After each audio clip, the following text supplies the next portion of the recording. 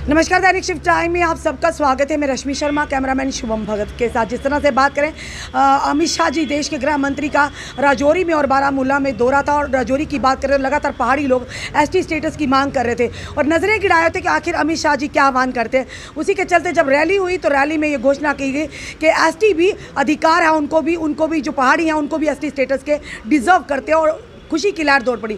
उसी के चलते ओबीसी अधिकार रैली के अंतर्गत आज इस समय जो हमारे पीछे खड़े ये भी अपने अधिकार की मांग करे। चलिए जानने का प्रयास करते हैं क्या कहना। जी सर, आपका नाम? मेरा नाम मोहनलाल पवार है जी। मोहनलाल जी, क्या कहना चाहोगे? धन्यवाद शिफ्ट टाइम का। और हम आपसे ये कहना चाहते हैं कि ये जो बीजेपी सरकार है ये लालीपाप सरकार है। 2014-2019 में प्रधानमंत्री जी आए थे और हमें लालीपाप दे गए थे कि जो सबसे पहले के जो सबसे ज़्यादा नुकसान हुआ है वो ओबीसी को हुआ है, लेकिन हमें इंतज़ार करते रहे।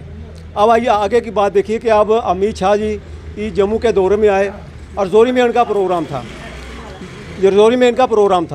पहले तो प्रधानमंत्री जी ने कम से कम थोड़ा सा हमें आश्वासन तो दिया था ना कि हम रिजर्वेशन लागू करेंगे, लेकिन अमित शाह जी आए, इन्होंने ओबीसी का नाम तक नहीं लिया, रिजर्वेशन की बात तो दूर की है। देखिए तो आप रहा पहाड़ी और एसटी का मसला, तो आपने ये देखा होगा कि उनको भी लालीपाप दे के गए हैं। उन्होंने कहा है कि हॉनरेबल जस्टिस जीडी शर्मा साहब जो हैं वो रिपोर्ट पेश करेंगे, तो वो रिपोर्ट जो आएगी उसके बाद जो है इनका भी जो है संविधान होगा।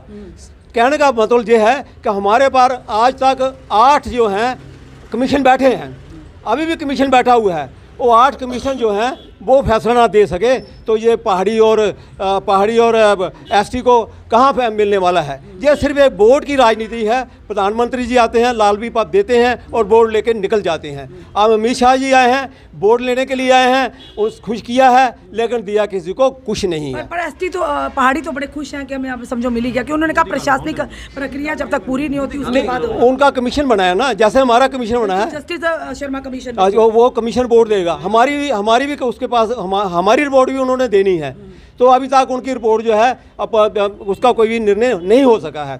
तो कहने का मतलब है कि कमीशन पे कमीशन हमको दिखाए जाते हैं ओबीसी को, लेकिन मिलता कुछ नहीं है। दूसरी बात यह है कि जहाँ पर 243 T6 D6 में हमें लोकल बॉडी और पंचायतों में जो है हमें रिजर्वेशन का हक है, तो ये कॉन्स्टिट्यूशन की भी धज्जियाँ उड़ा रहे हैं।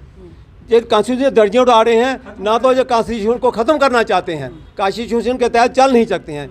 जबकि हमें ओबीसी को राइट है कॉन्स्टिट्यूशन में कि इनको रिजर्वेशन देनी है, और मंडल कमीशन जो है सुप्रीम कोर्ट ने, हॉनरेबल सुप्रीम कोर्ट ने भी हमें रिजर्वेशन दी है, लेकिन इतने साल बीतने के बाद भी हमें 0 रिजर्वेशन है जम्मू कश्मीर में ओबीसी के नाम पे। चलिए मैम से जानते। जी मैम, आपका नाम? मेरा नाम मधुबाला है। मधु जी, आज आप लोग भी एकत्रित हुए हैं आपने हक की मांग करने। क्या क्या आपको वायदा तो किया गया था, पर आप लोगों का वायदा कहीं ना कहीं ये देख रहे हैं कि पूरा नहीं होता नजर आ रहा। मैं आपसे आपकी मदद से यही बताऊंगी कि ये बीजेपी हो, कांग्रेस हो, पीडीपी हो, एनसी हो, कोई भी पार्टी हो, ये हमें लॉलीपॉप देती है। ये पौधों की गिनती करती है, जानवरों की गिनती करती है, हर एक की गिनती होती है, पर हमारी ओबीसी की नहीं होती है। ये जब भी आते हैं हमें लॉलीपॉप देते हैं, लॉलीपॉप दे के चले जाते हैं। अगर ये हमें लॉलीपॉप दे रहे हैं, अगले इलेक्शन में हम भी इनको लॉलीपॉप ही देंगे।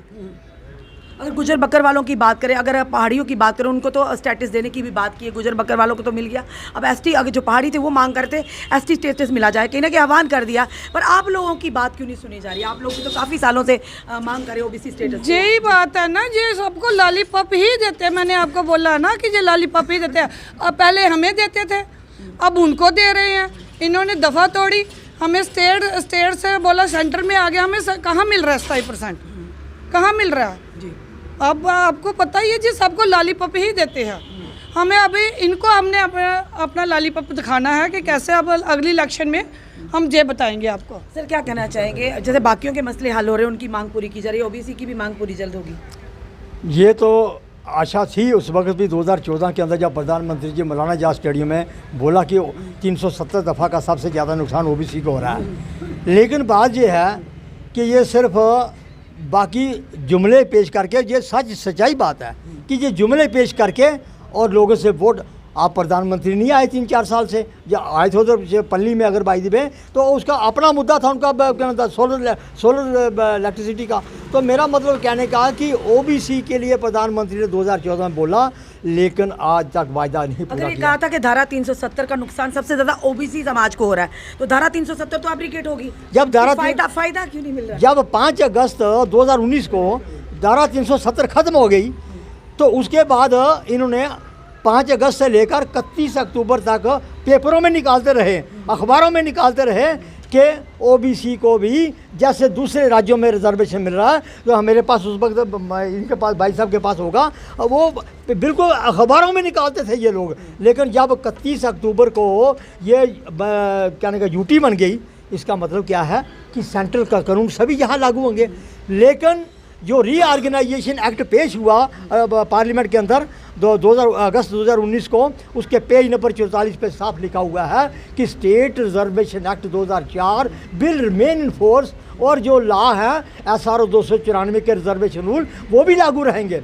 इसका मतलब कि धारा 370 दफ़ा ओबीसी के लिए जीवित है फिर इसका मतलब, क्योंकि वो जम्मू कश्मीर के अलग से बने हुए संविधान के मुताबिक बना हुआ था।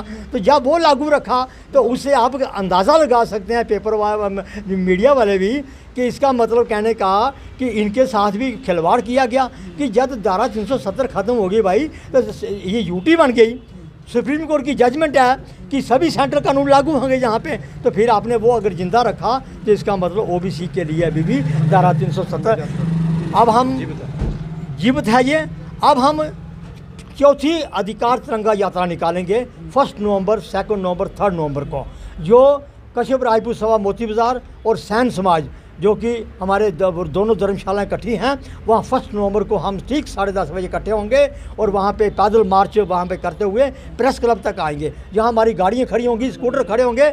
यहाँ से निकल के हम ये तीनों ब्लॉक जो हैं, सतवारी और मढ़ और ये बलवाड़ ब्लॉक, तीनों में 3 दिन रहेंगे।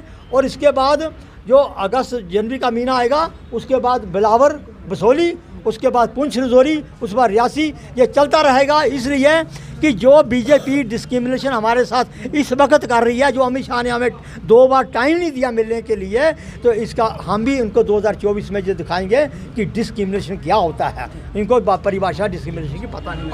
साफ तौर पर ओबीसी समाज के लोगों ने कहा कि माननीय प्रधानमंत्री जी ने वायदा किया था कि 2014 जब इन्होंने वायदा किया था ओबीसी को भी उनका अधिकार मिलेगा, पर लगातार ये लोग अपनी मांगों को लेकर सामने आ रहे, पर कहीं ना कहीं आज भी इन्हें दरकिनार किया जा रहा है। उनका कहा कि जो कि ओबीसी अधिकार तिरंगा यात्रा निकलने जा रही है, और साथ ही उन्होंने कहा 2024 में ये अब ओबीसी समाज बताएगा कि उनके हकों का हनन करने का क्या नतीजा होता है। साफ तौर पर उन्होंने कहा, इन्होंने चेतावनी दी है कि इनका अधिकार इनको जल्दी दिया जाए, क्योंकि माननीय प्रधानमंत्री जी ने वायदा किया था। जहाँ पर पहाड़ी की बात करें तो उन्हें भी एससी स्टेटस देने का आह्वान किया गया। अगर बात करें गुजर बकरवाल कम्युनिटी की, वो भी कहीं ना कहीं परेशानी में थे, कहीं उनका अधिकार तो नहीं पहाड़ी को दिया जा रहा, पर ऐसा कुछ देखने को नहीं मिला।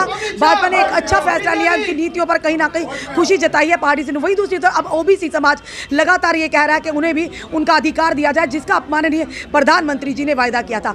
अपने कमेंट, अपने सुझाव जरूर दीजिए। इस वीडियो को जितना सके शेयर कीजिए। जुड़े रहिए हमारे साथ अगले अपडेट के लिए। जय हिंद, जय भारत।